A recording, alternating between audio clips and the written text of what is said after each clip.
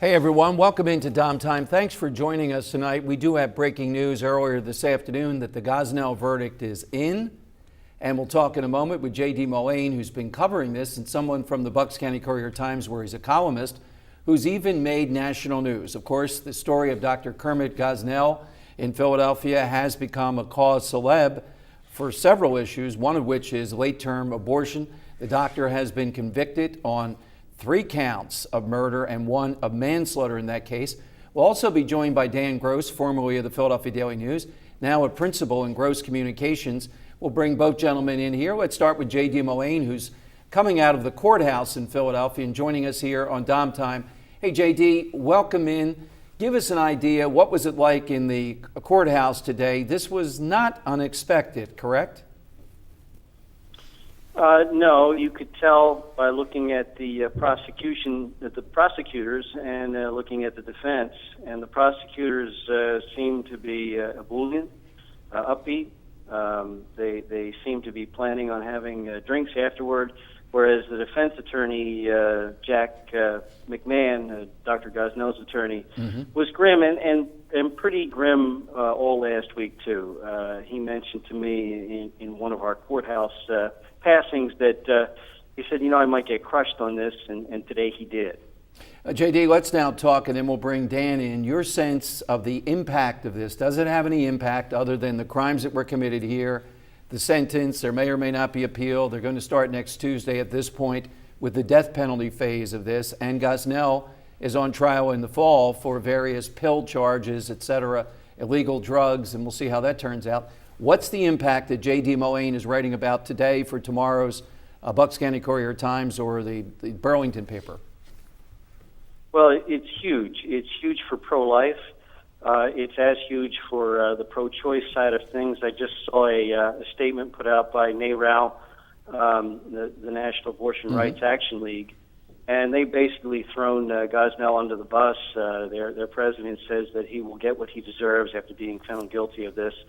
But, they can't disown Kermit Gosnell because he was a leader in the abortion rights movement in the early 70s, and he was well known up and down the eastern seaboard, as far away as Puerto Rico. Some of his patients came in the abortion industry.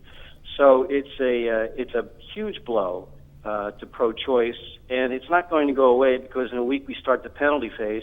The jury will determine whether Dr. Gosnell lives or dies for murdering these 3 children in his abortion clinic. All right, let's go to Dan Gross. Dan, how do you see the verdict? Takeaway is what I'm interested in. You hear here with J.D. Mullane, who's identified as pro-life as a columnist. Right. He's out there with that on my various shows. He said that. Takeaway to you. I can't anticipate if, the jury still hung on 2 counts and it took them this long to reach a verdict. I can't anticipate a death penalty, since my understanding is it would have to be unanimous. No, I mean a takeaway, the bigger takeaway here. What does Gosnell mean, if anything? Do you see any significance to it? I think I kind of hope it gets viewed in a vacuum as just one awful man butchering children. Okay, let's bring J.D. in. J.D., you can interact with Dan. Why do you see it differently? Well, because Kermit Gosnell was a beloved figure, not only in the West Philly community, but also well known in the abortion rights movement and among fellow abortionists. I mean, he was not someone who was an outlier. Well, here for our viewers, Dan and J.D., I would put it together this way and say that this was known. Various hospitals knew. There were various women that came forward and told Planned Parenthood about this guy, and they told the women to go to the health department. Right. They did not intervene, and to me, that is just, if I were in that industry, for my good name, you think you would intervene yourself with Gosnell. That's where it points us, I think. Yeah, it definitely seems as though the authorities dropped the ball, but I think it also points to the fact, JD's saying that Dr. Gosnell had a good reputation. I think Planned Parenthood as an organization has a good reputation in comparison, and that's the kind of place where people should probably be going for these female services, not to people like this. But I would say, despite whether Gosnell was or wasn't viewed as a good guy in the past, compare it to Bernie Madoff, let's say. I'm sure some people said he was a swell guy, but once it came out the nefarious things that he was doing, it doesn't mean nobody is going to invest with anyone. It just means that there might be more of a, an eye Okay. placed on what kind of investments go on. JD, let me ask you this, though. For people that weren't in the courtroom, there wasn't national media coverage, you did a lot, local people, the process of abortion, and I think that's what the story is, came out as ghastly here, even if it's not late term. I don't see how that has legs, though, after today's verdict.